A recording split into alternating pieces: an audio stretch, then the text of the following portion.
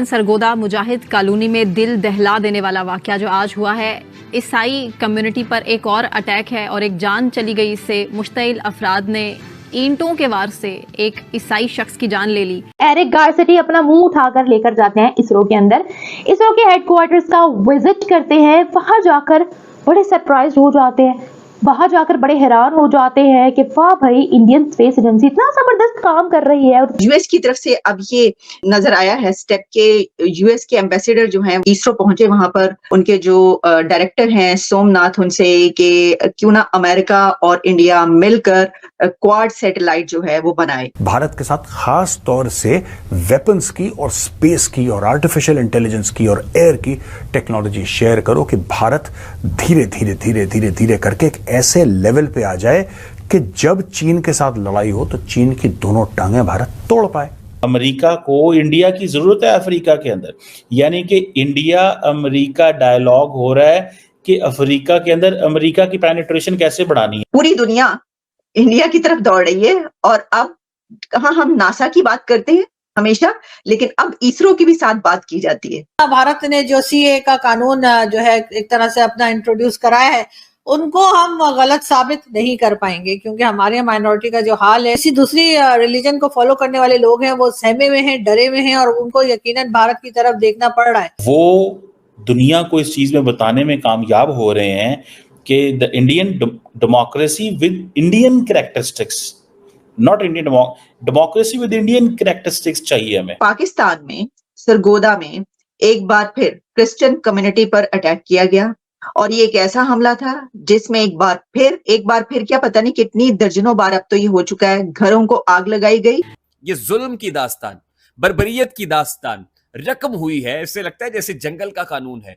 यहां पर इस जगह पर ये तीसरा वाकया है, सिर्फ इस जगह पर ही ये तीसरा वाकया है। तौहीन मजहब का इल्जाम लगाया, लेकिन कुछ सबूत नहीं। इस पर बात नहीं करना। पाकिस्तान के मुसलमानों ने एक बार फिर क्रिश्चियन कम्युनिटी पर हमला किया है, एक शू फैक्ट्री को आग लगा दी है और एक शख्स जिसकी इंफॉर्मेशन ये आ रही थी कि उसको मार दिया गया है। मगर सिर्फ पाकिस्तान में ये होता क्या है, हम बार बार ब्लास्फेमी लॉ के ऊपर जो है लोगों की जानें जा रही हैं। सियालकोट में एक श्रीलंकन के साथ हमने ये किया। पूरी कौम ने श्रीलंका से माफी मांगी। मॉब लिंचिंग थी, लोगों ने कहा कसूर हो गया, बाद में पूरे जड़ावाला में हुआ। आपने गिरजाघरों को आग लगा दी। क्रिश्चियन कम्युनिटी सरगोधा, जहाँ पर क्रिश्चियंस के काफी घर हैं, वहां पर घरों को आग लगाई गई है। मेन स्ट्रीम मीडिया भी इसको उस तरह से रिपोर्ट नहीं कर रहा है और ना ही कानून नाफिज करने वाले इदारे इस मामले को उस तरह से अपनी गिरफ्त में लेकर कंट्रोल कर सके जैसा कि कर लेना चाहिए था। ये कोई पहला वाकया होता तो शायद मैं कहता कि कोई बात नहीं, हम सीख रहे हैं। और वहां पर सर तन से जुदा के नारे लगते रहे हैं और ये वाकयात तसलसल से हो रहे हैं। Hello friends, welcome to our channel. जैसा कि आपने वीडियो में देखा, पाकिस्तान में एक बार फिर दिल दहलाने वाला नज़ारा सामने आया है। इश्नंदा के चलते इस बार एक ईसाई शख्स की मॉब ने मार मार कर हत्या कर दी और उसके घर को आग के हवाले कर दिया। पाकिस्तान में ऐसी बर्बरियत आम है और इसके लिए वहाँ कोई कड़ा कदम अभी तक नहीं उठाया गया है, जिससे ऐसा लगता है कि पाकिस्तान में बस जंगल राज चलता है।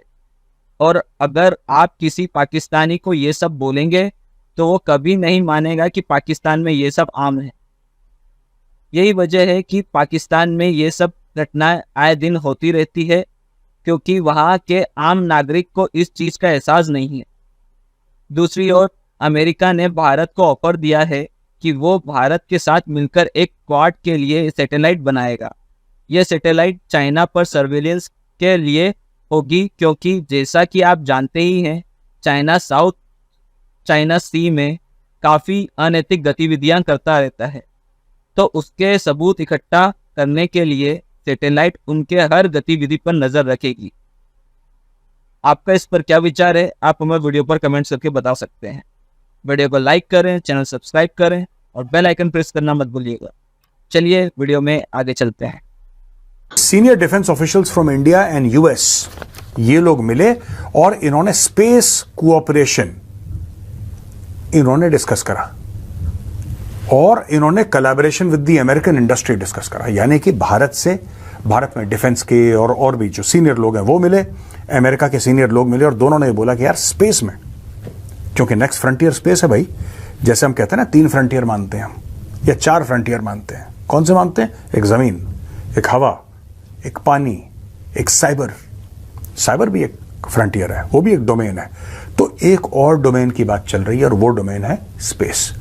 और जैसे फ्रेंच एयरफोर्स है, फ्रांस की एयरफोर्स ने तो अपना नाम ही बदल दिया, French air and space force हो गई है। और ये भारत भी करना चाहता है एयर एंड स्पेस फोर्स, यानी कि स्पेस को भी, अंतरिक्ष को भी वेपनाइज करना पड़ेगा अगर चीन को आपको काबू करना है तो ये बात है। यहां पे US India advance domains defence dialogue, AD3 बोलते हैं इसको, मैं दोबारा रिपीट करता हूं, US India advanced domains defence dialogue.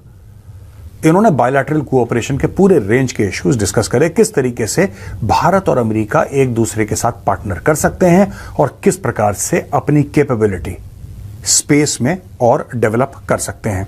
American team थी, उसको लीड कर रहे थे इंडियन ओरिजिन के विपिन नारंग हैं, वो अमेरिकन सिटीजन है, तो अमेरिका की टीम को लीड कर रहे थे विपिन नारंग। ये acting assistant secretary of defence हैं फॉर स्पेस पॉलिसी, और visiting Indian delegation was led by Vishwesh Negi. Vishwesh Negi हैं India joint secretary of international cooperation, joint secretary for international cooperation. तो विश्वेश नेगी भारत की तरफ से और विपिन नारंग यूएस की तरफ से, इन लोगों के बीच में मीटिंग हुई और इनके, जाहिर सी बात है, इनकी टीम्स भी एक साथ थी और उन्होंने ये डिस्कस करा है, दोनों नारंग और नेगी ने explore ways to enhance space cooperation and identified collaboration opportunities with US industry according to DOD spokesperson commander Jessica Anderson.